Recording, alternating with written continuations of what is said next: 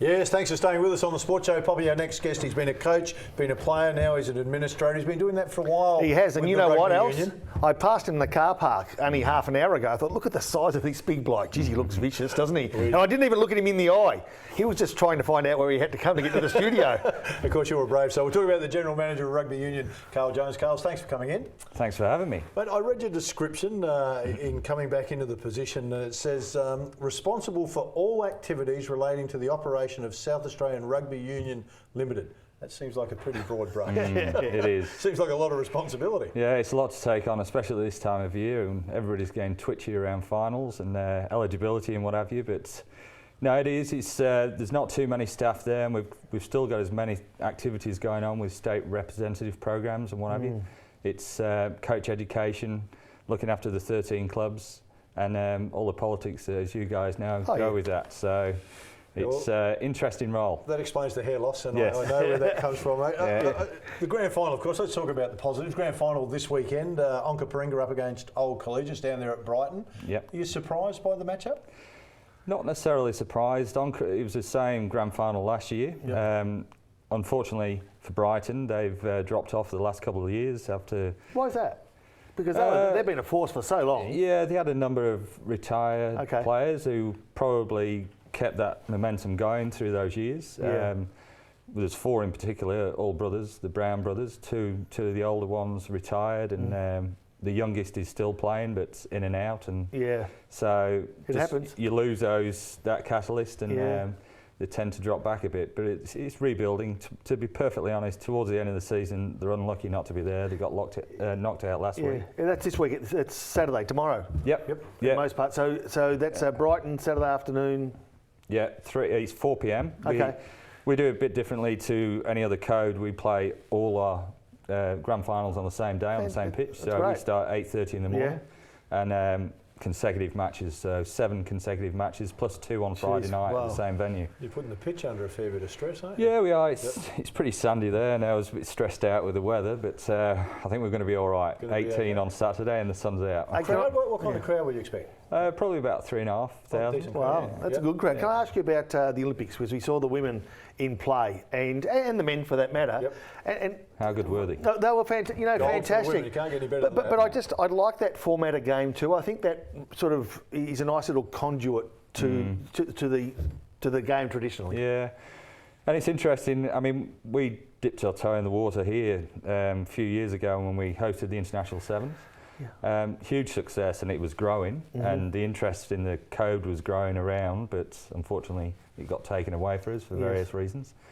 But there's definitely an increased interest in that area in girls and women's rugby. Okay.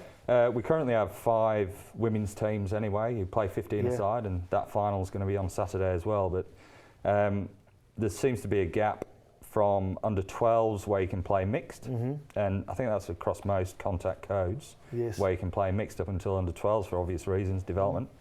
But then for them to leave under 12s, and there's not the critical mass to play girls rugby, we've got a gap there till you can actually play seniors. So in that stopgap, we've created a new program called Firebrand, and that runs throughout the summer. Like that. Hopefully this year it's going to be based at Adelaide High School. So it's central. We had 73 girls involved last year, which was a success. We had 2 tours, so we could actually play competitive games interstate.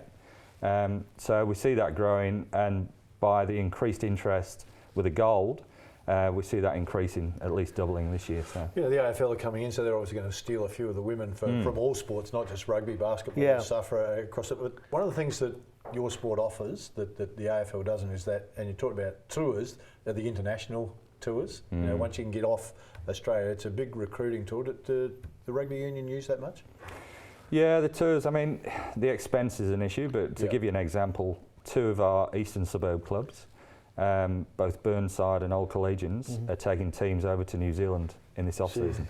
Right, So that experience, not only on the field but off the field, is huge. With regards to our tours, our state teams, we had 11 state representative programs this year.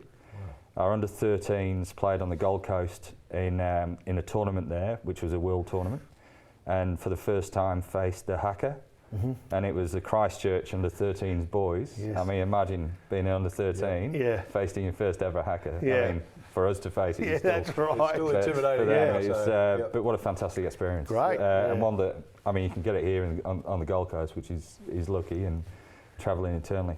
One thing you do notice, though, with rugby is the opportunities, not as a team, but as an individual.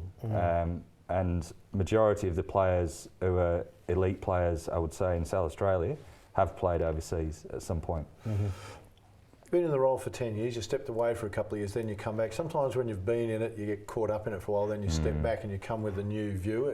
Has that happened for you? Yeah, definitely. I mean, I was in a different role before as well. It was more operational. But certainly I needed that break. Had I gone from what I was straight into the general manager role, I probably would have felt a bit overwhelmed. But certainly to step back and come back in knowing what the politics are and how people are around the staff and dealing with things, it's at least I'm coming in with the knowledge of that. What are some of the biggest hurdles? And every sport has got hurdles that restricts them from taking the next step in various areas. What are some of rugby's? Oh, I'd say the numbers, definitely, because we're not yet in a position to play single age grade. So we play double age grade, so it's 14, 16s, 18s, 12s, 14s, 16s. And that can be quite daunting for... you can, going from 12s to 14s, because there's a 12-year-old moving up with some of the island boys who are actually nearly 14. It's boys and man stuff. And what they've been able to do with that in Sydney and in New Zealand is actually weight for age. So okay, that's interesting. You're governed by the size of the body as opposed to your actual chronological age. So Not sure whether that'd help me or not. You'd be still under 14s as me, and I'm under 8, so don't feel too bad. But you can imagine that concern. We do get the parents, obviously the mums' concerns. It's interesting though that statistically rugby has less percentage-wise, and I'm not talking numbers here because there are less numbers playing, but than a lot of other sports, and we're behind the likes of footy, definitely, behind soccer and behind netball.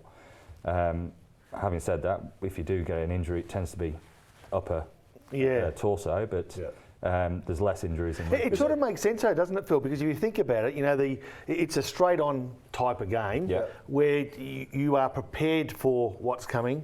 For both parties are. Whereas in football, for instance, it's all over the place. It's all over the place. And soccer in a lot of ways too. You know, you don't know where your opposition's coming from. Does that make sense? Exactly I right. reckon sometimes that union gets tarnished a bit by league. Because there seems, when I watch both, that union seems to be the pure, I know the league people will get all over me for that, but less injuries in union than there are in league. Would that stat line up? Probably collision injuries, yes. Because league, you've always got your 10 metres to run at people. Yes. Union, it tends to be a lot closer impact.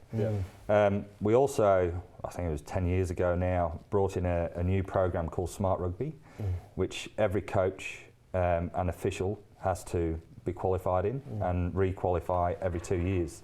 And that's all about safety. So a team can't take the field unless their coach has run them through Smart Rugby. And that's all around contact areas, the scrum, and even the scrum these days. The impact's been taken out the scrum because there's a pre-bind and then an engage. It's no longer sitting back 5 metres and going slamming. Boom. So there's a lot less injuries as a result of that. So. Carl, in your role, because you've coached, then you come in to become a general manager, so it's like coaching in a different area. Some coaches are micromanagers, some coaches are comfortable to spread the load. How would you assess yourself? It's been quite difficult in the sense that nobody in the role, in SA Rugby, is there from when I left.